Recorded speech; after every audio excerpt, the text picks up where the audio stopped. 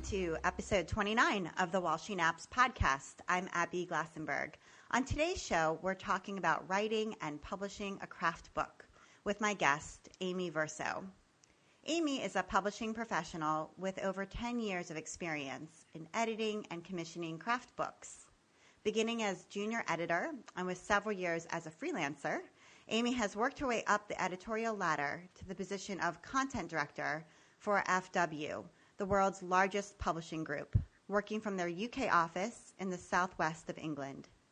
As well as commissioning print books, Amy also leads on the company's digital content strategy for FW's direct-to-consumer brands Stitchcraft Create and I Love Cross Stitch, responsible for delivering a wide range of content from digital pattern downloads to digital magazines, video content, and online learning. Amy Verso, welcome. Hi, Abby. It's great to be here. Thank you so much for coming on the show. I'm really excited to talk with you. And we first came into contact a few weeks ago when I reviewed a new FW title, So Cute to Cuddle, by Mariska Voss-Bowman. Mariska designed sewing patterns for stuffed animals like me, and she has a great new book out, which I reviewed on my blog. And you were the editor that acquired Mariska's book, I believe. So I would love to start there as a concrete example of what we're talking about in today's show. What was it that you saw in Mariska's proposal, for example, that caught your eye and made you want to think about acquiring her book? Sure, yeah. I mean, Mariska's a great example, a great place to start. Very happy to talk about that. Mariska came to us with a very polished proposal. She had completed the whole body of work before she even put it on the table for any publishers to look at. The quality of her work was exceptionally high. The finish in her actual stitching, her makes, was so high quality and, packed with personality, really original. And something that I hadn't really seen before. We have a great interest in sewing patterns, in toy sewing patterns from our consumer business, and it really felt like this was the right time to publish this content. The other thing that was great about Mariska was that she was able to do all of her own diagrams, and they were in a fantastic style, really clean and easy to follow style. And she also had an online platform. She was already selling her patterns. She had an online following through that. And we could see that there was a consumer demand for what she was producing. So how many proposals come by your desk on like a weekly basis? I mean, actually, what that's called in publishing speak is the slush pile, which is a kind of funny term, but we don't actually have, my desk isn't, towering over with proposals, unsolicited proposals. Well, what happens more often is, it's my job really to identify the key trends and things that are going on in the market at the moment, and really understand that market, be part of that sort of craft community, and see where the gaps in that market are, and then go out and really find the talent to work with to fill the gaps. But occasionally, we have a happy accident like that where, that's kind of in my mind already, and then something lands on my desk that, ticks all of those boxes. But in general terms, I'm not seeing, huge numbers of unsolicited ideas coming past my desk every week, really. They're pretty few and far between, really. Okay, so Mariska was one of the exceptions then, and it sounds like she was an exception in two ways. One, in that she did send you an unsolicited manuscript, and two, in that the manuscript was really complete already. Like I've written 2 craft books, and in neither case did I actually finish the entire body of work before submitting it. I finished maybe 3 projects, completed, and then wrote the rest of the proposal with a fleshed out table of contents and that sort of thing. So am I right that was sort of exceptional? Absolutely exceptional. That really rarely happens. And I think talking to Mariska about it, she had, a whole load of other stuff going on in her life, and what she didn't want to do was put, a few projects together with a whole load more work to do, and then have to work to, a tight schedule that somebody else was going to lay down for her, because she had other things going on in her life. So what she wanted to do was make sure that she had, taken the time she needed to produce the work that she wanted to produce, and then take it to a publisher.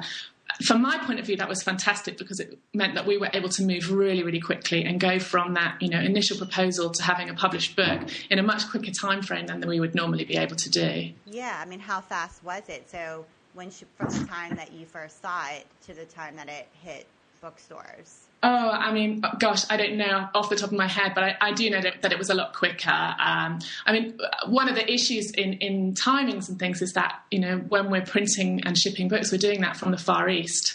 So you lose a lot of time once you've kind of finished the book in actually the printing and shipping. So we didn't avoid that side of the delay, but it just meant that she was able to deliver the book, a few weeks after we signed the contract rather than normally, several months. Yeah, that is really a significant difference, because for my first book I had maybe 7 months, and my second one I had a whole year. Yeah. So for the content development part of it, and then it goes to the publishing house for the rest of the work, the design, and the layout, the editing.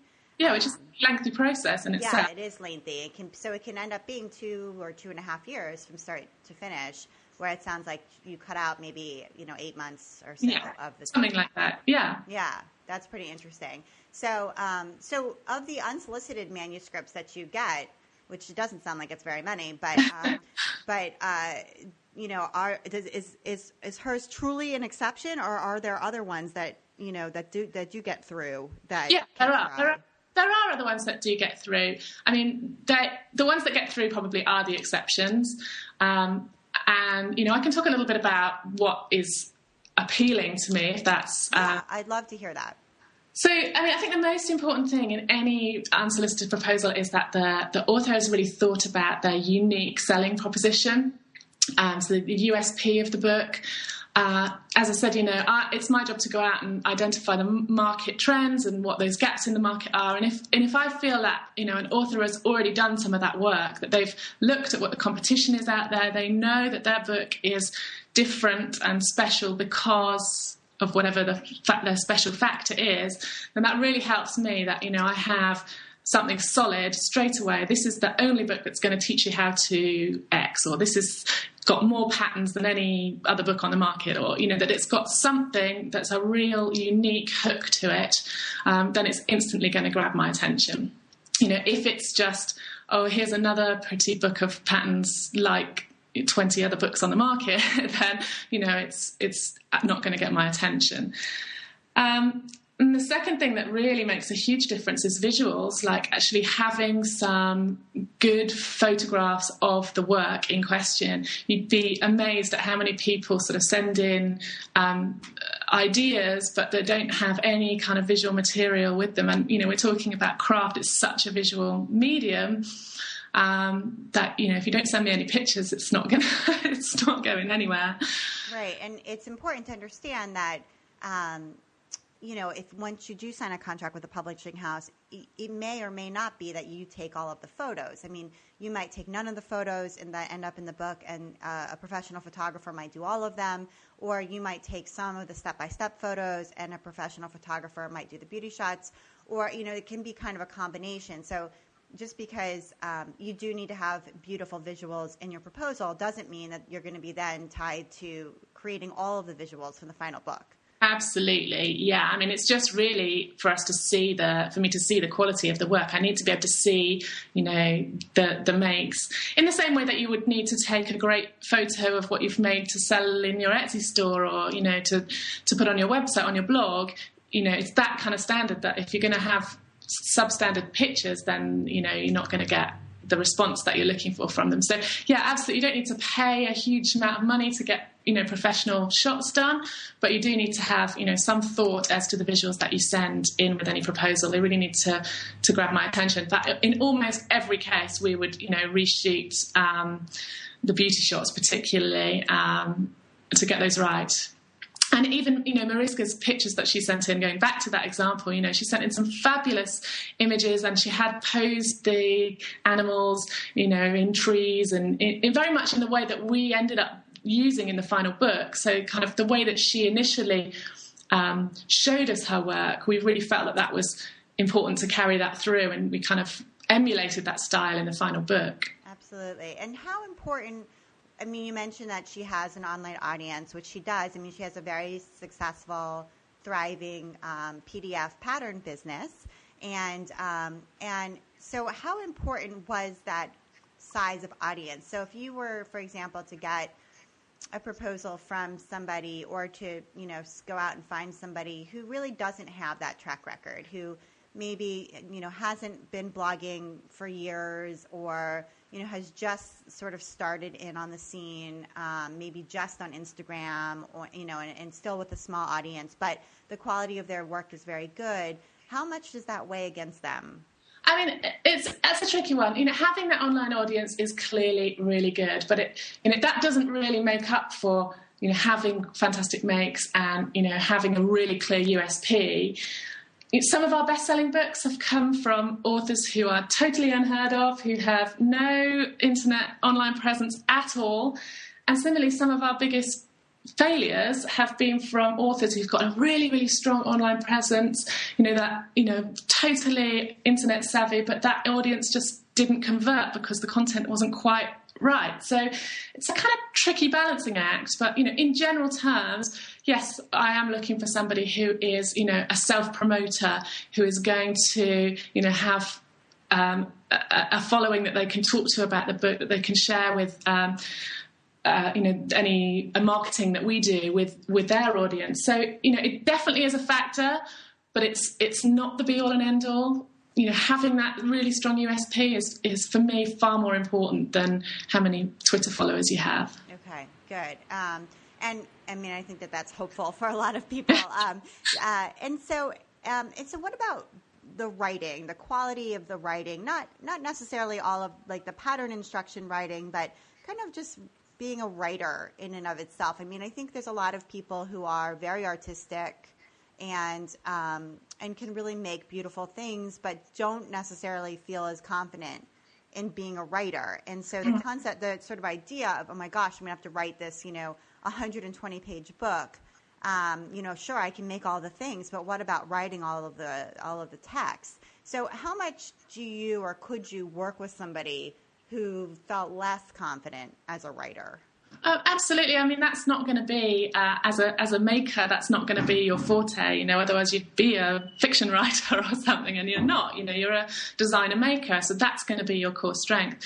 I mean, on any project, we put a team together to project manage and to bring the book to fruition. So, I work with people who don't have English as their first language, who write books for us. Right. So Mariska's an example where English is not her first language.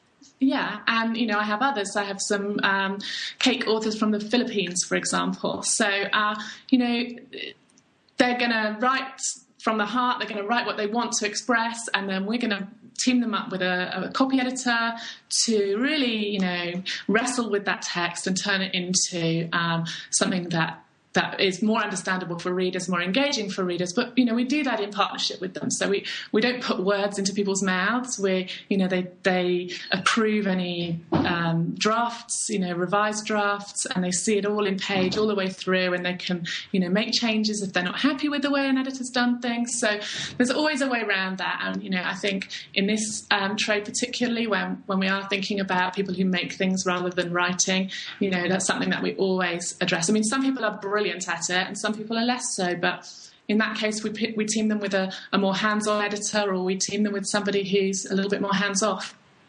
That's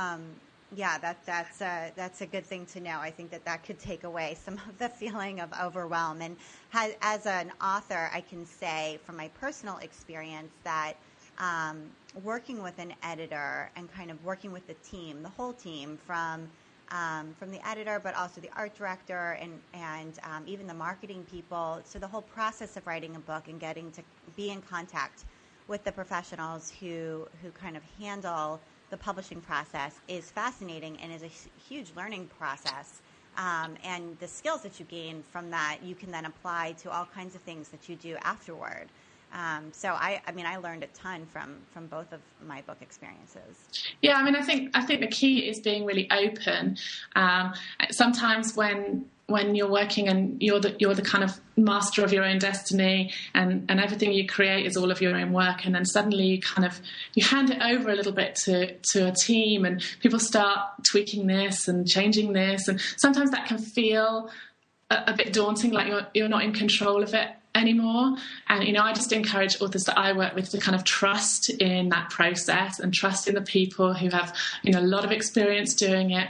And, just to keep the communication open if they're not happy about things. But, I think being open to those changes and understanding, okay, they want to make this change. Well, understanding the reasons why, and that may be it's a commercial reason that actually we found that it would sell better if it were slightly angled this way a little bit more, and just kind of trusting that process and going with it. Yeah, it's very much a collaboration. The author creates the content and obviously has a voice all the way through. But to a degree, it's almost like a 50-50 split, the way the book ends up looking and the cover, the title. There's a lot there that you do give up a degree of control and need to have that feeling of trust. But, at the same time, you see, oh, well, you know what, maybe they know from research and from experience that, this cover photo will do better than that one, even though I liked the one that was less popular. That's it, yeah. There'll be all sorts of reasons behind decisions made like that. Everything's subjective at the end of the day, but, we tried to put a bit of science behind it. Well, we found that actually if we put a bunny on the cover, books with bunnies on the cover sell really well. So, those kind of decisions are being made all the time. Yeah, totally. All right, so let's just talk about contracts for a minute. I think sometimes for an artist or a maker, you get the contract and, some people work with an agent who can really help them to decipher what the contract says. And some don't. Some people hire a lawyer to help them advocate about the contract and some don't. So sort of explain kind of what is a typical author contract spell out? What does it really sort of say and kind of easy to understand? So, a typical contract is going to spell out the terms, and it's likely to have terms around, beginning with sort of delivery and approval of the content. It will have information about the sort of grant of rights, what you're granting the publisher the right to do with that content. It will spell out the financial arrangements, so what payment you're going to receive, what royalty rates you will receive, and there's different royalty rates for different markets, different royalty rates for print or digital. There'll be information there about the copyrights of it, and then small print things like the warranties, the indemnities that you're not telling people to do something that's going to be harmful to them, etc. So those are sort of the big points within it, the main kind of points. But every contract is like from different companies are going to likely to be different. But that's sort of the nuts and bolts of it. Okay, and so let's talk about royalties. So for people who maybe have never sold something that will earn them royalties, what are royalties and how does the structure of a royalty contract work? Sure. So, a royalty is where you're paid a percentage of the net receipt to the publisher on every sale. Excuse me. So what's likely to happen is that you will be paid an advance up front, advance against royalties. So, for example, we would pay you a fee to go away and finish writing the book for us and to deliver it to us. We would pay you that in probably 3 or 4 payments, one when you sign the contract, one when you deliver some of the material, one when you would deliver the bulk of the material, and a final payment on publication. But that then is then held on account, and you don't receive any further payments until the level of royalties has reached the level of the advance that you've already been paid. And only then would you start to earn additional royalties for any sales that happened on top of that. But that advance is, that's the publisher's risk. So if the book doesn't sell and it never, the sales never reach that level of advance on royalty, at no point are you asked to pay that back to the publisher. That's the publisher's risk in commissioning the content from you. But if the book goes on to be hugely successful and reprints several times and different editions, then you're likely to start earning, sizable royalties on top of the advance. Okay. That's right. So, how do you feel about, do you feel that in general authors should try to negotiate for the biggest advance possible? Because to a degree, right, that's the only guarantee of payment. So if I know of many authors who have worked with craft book publishers, not FW, but other craft book publishers that have gotten no advance at all. Yeah. And so you work sometimes for 6 months or a year, and, turn in this material, and then with no advance in the hopes that you will earn future royalties. And, some people would say, well, then you'll get your royalties quicker because there's no advance to make up. But on the other side, other people would say, no, negotiate for the largest advance possible because there's no guarantee you'll ever get royalties. So this may be the only money you ever see from this content. So where do you weigh in on this? I sort of sit on the fence a little bit. I think that, authors need to be paid for the work they're doing. I don't think anyone should work for free. But I also, am against sort of negotiating for the highest possible advance because I think that there's, you need to share the risk in a way with the publisher. They're taking a punt on you, and it sort of shows willing that you're sharing that risk with them. So I think being paid a fair amount for the work that you're doing up front is absolutely right, but kind of trying to inflate that beyond what you're the actual work that you're doing, I don't really agree with that. Okay. And so what about working with an agent? Do a lot of your authors come in with an agent or bring in an agent after it looks as though, they might end up being able to write a book with FW? That doesn't tend to happen. In my experience, that hasn't happened a lot. I have worked with authors who have agents, from the word go. My personal point of view is that I prefer to work directly with an author rather than through an agent. That's really because I feel like I can have a better relationship directly with the author. We can talk through their concerns. I can raise their concerns with, people further up the chain than me and just have a more immediate relationship. Whereas I think kind of having to go through an agent sometimes sort of inhibits that communication and makes it a little bit difficult. Agents are always going to try and push up the price so that they can earn their cut of the deal. And of course for publishers that's off-putting. We're sort of paying for somebody else to be in the mix that, doesn't really need to be there. And I think, one of the conversations and the comments that we had around the blog post that we were first introduced on, Abby, was that, the idea that, that I think it's sometimes tempting to look at publishers as trying to trample on your rights and get you to work for nothing and take all the money, and to sort of see us as this sort of cutthroat industry, and we're really not. It's really not like that. It's all about the individual relationships. We negotiate on all of those terms. We make sure our authors are happy, that they understand what they're signing. If they're not happy with those terms, that that we can talk about that and get to a place where everybody's really comfortable, and that we're not going to try and damage their business that they've already got running, their patent business or whatever that is. That we can work together in partnership. I think that's really key to understand. Yeah, it's interesting. So I don't have an agent, and I negotiated both of my deals myself.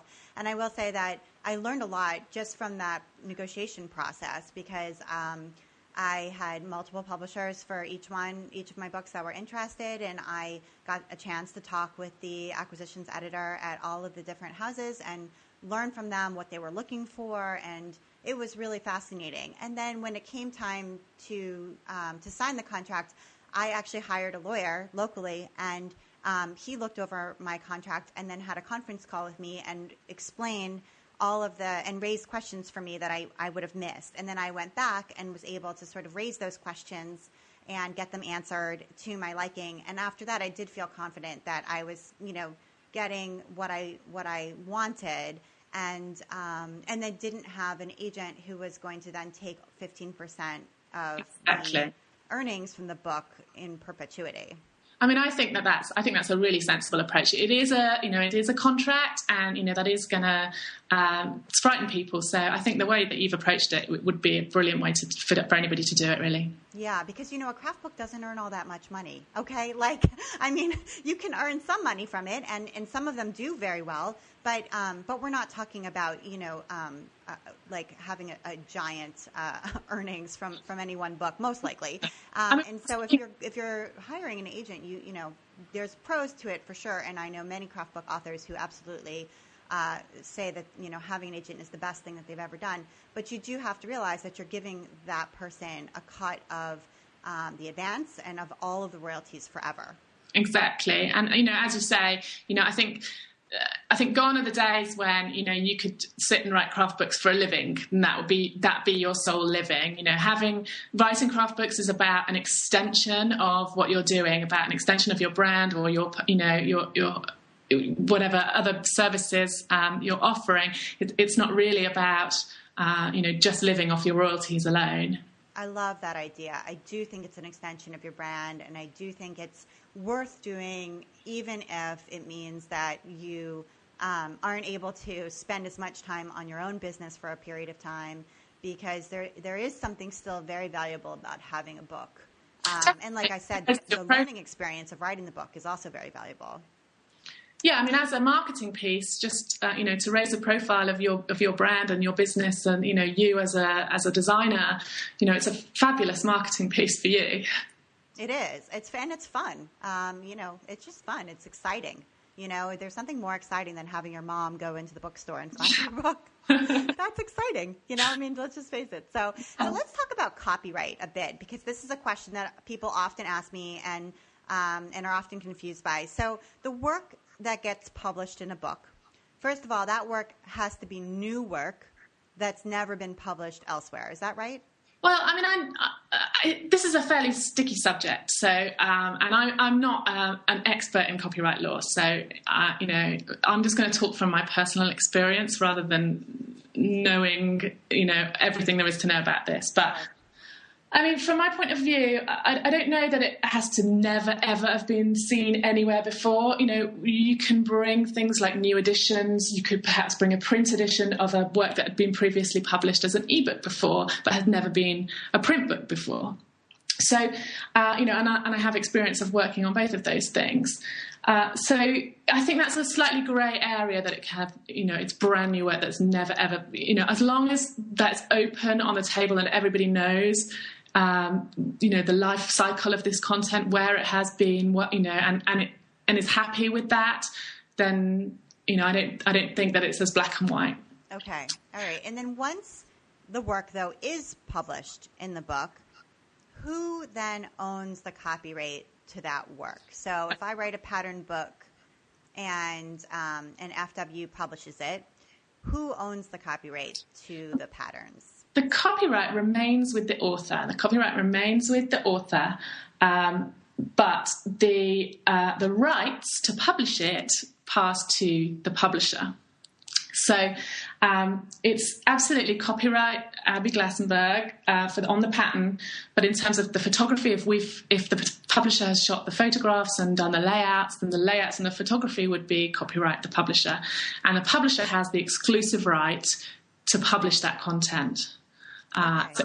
So here's a sticky issue. So I allow people who purchase my PDF self-published patterns to sell things that they make from my patterns. So if you buy my giraffe pattern and you make 15 giraffes, you are welcome to set up a stall at a craft fair and sell those 15 giraffes with like a little tag, saying that the pattern is mine and pointing people to my pattern. But other than that, you're welcome to do it, and I think it's fantastic. So what about if I publish that giraffe pattern or let's say another one, an elephant pattern in a book, can somebody then make those elephants from the book and sell it or not? Since I allow it and I own the copyright, but perhaps FW has a different policy. No, if it's your pattern and you allow it, then we print. we honour that. So, for example, Lisa Lamb, who writes bag making books, very, very successful bag making books, that's her policy too. She's happy for you to sell handmade bags that you've made from her patterns, and that is what we print in the copyright, that you're allowed to do that. But she doesn't allow copyright for manufacture, mass producing, factory line of these designs coming out. So that's down to the author. I mean, that's my experience from here. FW, it may not be the same across all publishing houses, but the standard line that we would put in any copyright notice was that the items in this book are copyright and they mustn't be made for commercial purposes. But authors can choose to override that if they wish. Okay, so interesting. So I never chose to override that, but perhaps I should have, but I didn't. I didn't know. I wasn't thinking ahead. I didn't have a PDF pattern business when I wrote my book, so I wasn't thinking ahead toward this moment and the sort of contrast in what I allow. But that is interesting because from both of my books, it doesn't spell that out. So I guess if it was different from the standard, it would be spelled out in the book itself. So if people are wondering, if they're at home now and they, love this particular book and are wondering, could they sell the things from that particular book? And they should look at the copyright notice printed there. And if it doesn't have that sort of more exceptional idea of, yes, you may, then you should assume, no, you may not. I think that's pretty safe to say that, yeah. Okay. And I think for the most part, the answer is no, but perhaps there's some authors who override that. Yes, I think that's my experience. As a handful have chosen to do that, but on the whole, people like to rights protect their work. Good to know. That is super good to know. Okay, so let's just talk a little bit about how publishing is changing, because this is something we touched on in the blog post that first introduced us, and craft publishing is definitely changing, at least from my perspective. So. It's becoming more digital. There's incorporating a lot more video and online learning. And I think that's really affecting the market, affecting authors' decisions. Can I afford to write a book? Should I write a book now? Affecting customers. Should I buy a book versus buying, a digital pattern and where I can get things a la carte and all of that sort of thing. So what are some of the changes that FW has incorporated into how it's publishing books now versus how it was publishing books 10 years ago, let's say?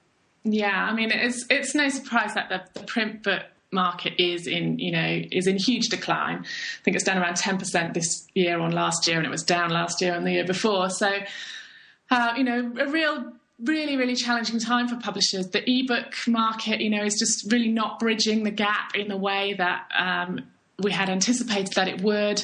So, print revenues are down really across the board. And, that's, yourself, when you want to, learn something, you need to find out something, do you get in your car and do you drive to Barnes and Noble and buy a book, or do you, reach for your tablet and type it in, So it's sort of finding that sweet spot between, what content people are really prepared to pay for and the content that they can get for free on YouTube, say.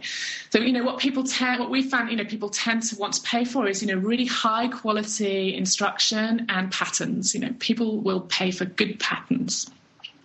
So that's not to say that, the print book is dead in any way. We're still seeing, amazing success stories on books, but it's absolutely much more of a challenge than it's ever been, really.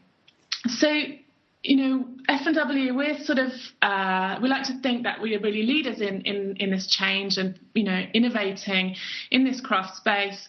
And one of the ways that we've done that is we changed our business from, being a print business to being a sort of 360-degree business, bringing in e-commerce, bringing in, digital product, bringing in video, and making, much more rounded portfolio than just solely relying on print books. And at the same time, we communitized our business, which sounds very grand, but we used to have a books division and a magazines division and an events division, and we sort of turned that on its head, and we said, actually, we don't want to be thinking of ourselves in these sort of silos, and we're going to communitize our business so that we have a craft business, and we have a writing business, and we have a design business. All of our magazines, all of our books, all of our events all speak to this customer directly within their community.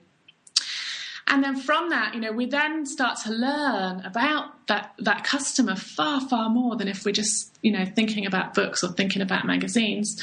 We can have that direct relationship with the consumer. So, our websites where we're selling our content, our product, for example, in craft, we're selling our books, we're selling our ebooks, we're selling our PDF patterns. We're also selling the fabrics and the notions and everything that you need to be able to make those patterns directly to the consumer, and having a really intimate relationship with them, because we can see what they're buying, we see what they're responding to, and we're not just sitting, in our ivory tower making books merrily all day. Yeah, that's so interesting. So it's sort of forced you to really restructure and to think about being a more holistic company that provides more than just print books, but actually even provides materials and fabrics and things like that. Absolutely, yeah. So, we're constantly trying to innovate and trying to, find ways to work better with our community, to really serve the community. What do our crafters want, and how can we give it to them in the way that they want it? And where are they? We'll meet them on Facebook, we'll meet them on Etsy, we'll meet them, wherever they are out there. So, we're doing things like that. We started doing ebook bundling, for example. So if you buy a print book on pre-order from us, we'll give you the ebook, the PDF ebook, free. So you can have your PDF ebook instantly while you're waiting for your print book to come in the post, which is kind of nice little touch that we can give to our customers and that they can't get from anybody else. They can't get that on Amazon. They can't get that from their local bookstore. So we can offer that. Yeah, that's interesting. That's a creative, it forces you to be creative in a way. And that's actually nice to get an ebook immediately while you're waiting for the print book. Yeah, that's kind of cool. So we're doing that, and then we're also, and this is, a contentious issue really, from the blog post that we were commenting on, that, we're finding that people are far more interested in what we call content snacking. So, they don't want a huge meal of a book in one go. They want to, snack on smaller chunks of that book.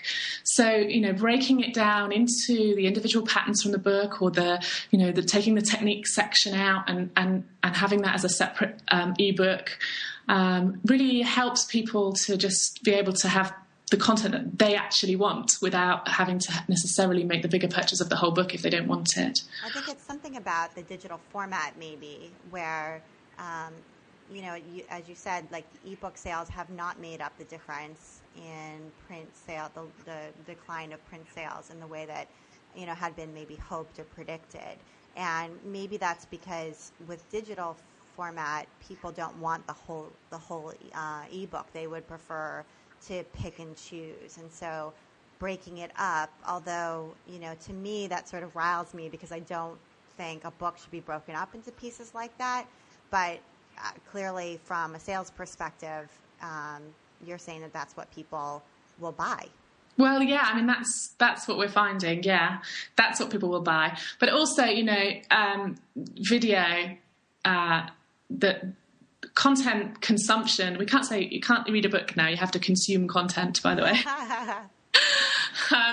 It's all going video.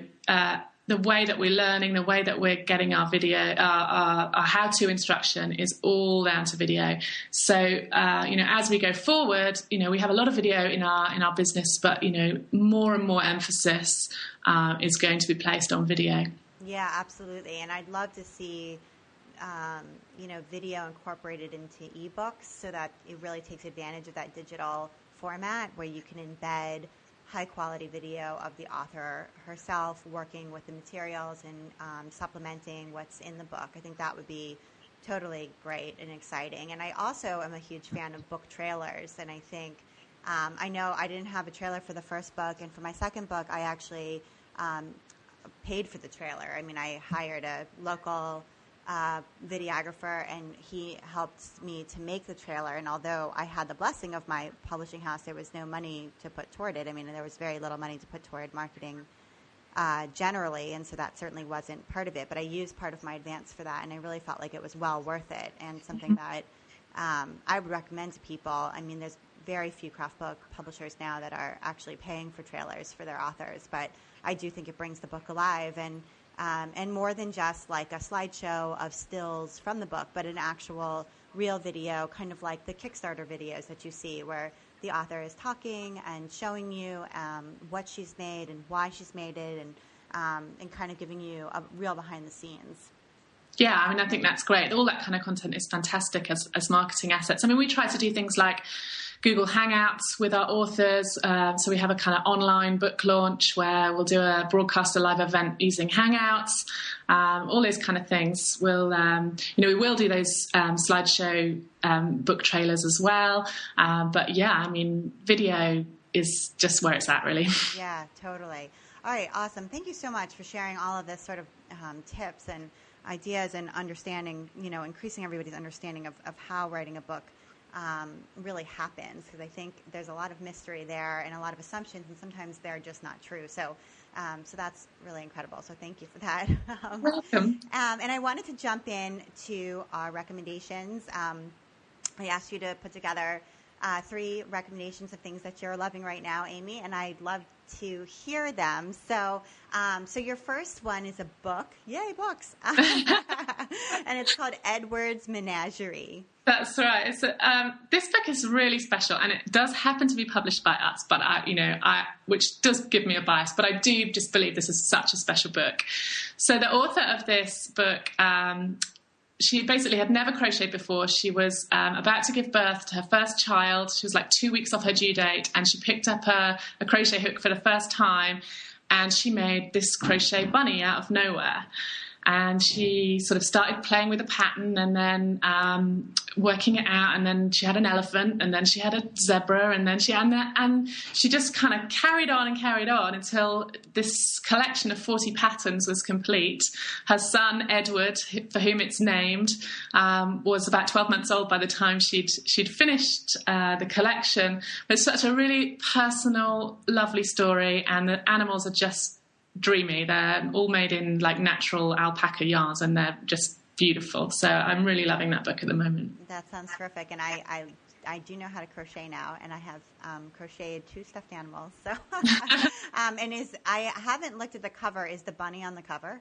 There is a bunny on the cover. But see, the bunny's on the cover, man. They sell. He's amongst a big pile of animals. Okay. So. Okay, super.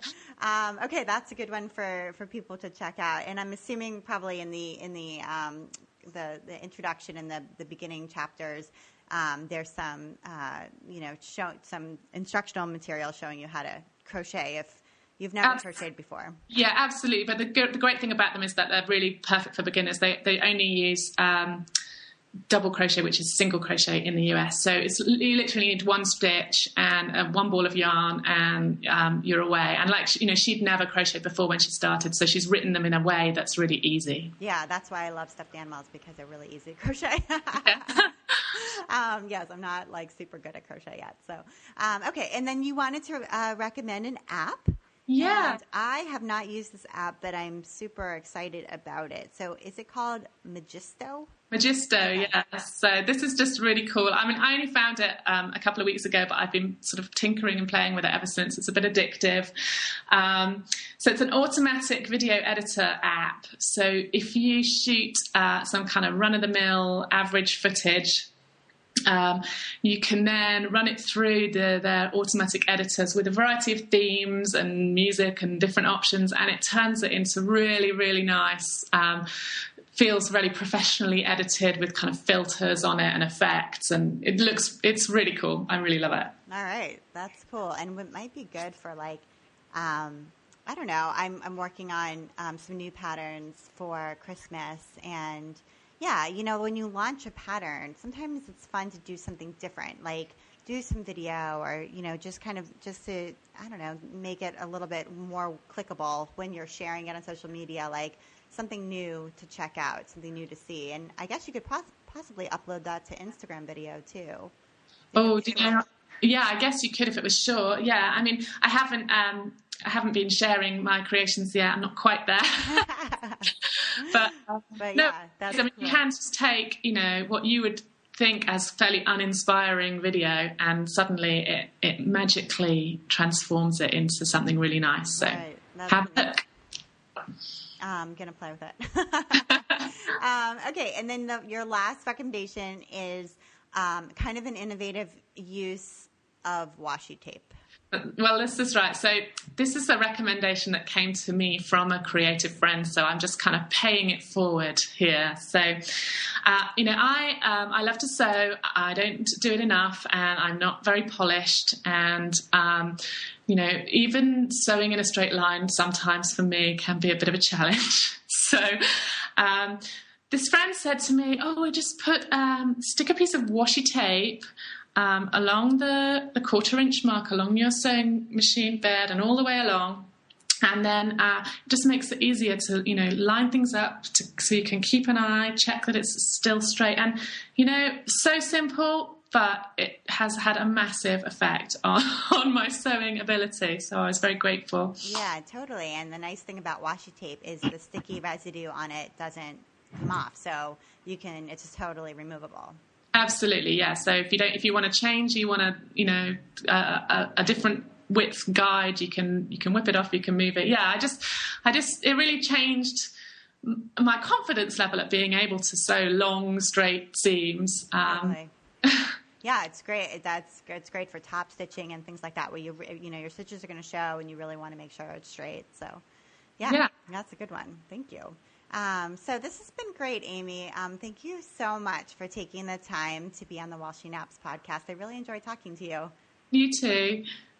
So you can visit FNW or FW Media online at fwcommunity.com. And you can find out more about their products. And you can also send Amy a message on Twitter. She's at Amy Verso, and that's A-M-E, Amy with an E, A-M-E-V-E-R-S-O, Amy Verso on Twitter, which is great. So thanks so much. No problem. I look forward to hearing from some of the listeners. Yeah, absolutely. I'm sure there are people out there who have questions or ideas or comments and would love to get in touch with you. So thank you for sharing your contact information with everybody. That's fine. Yeah. So you've been listening to the While She Naps podcast. I'm Abby Glassenberg, and I invite you to visit my blog, whileshenaps.com, where you'll find helpful information for creative entrepreneurs, as well as tutorials and patterns for making stuffed animals and dolls. And if you enjoyed this show, tell a friend about it. Thank you so much, and I'll see you next time.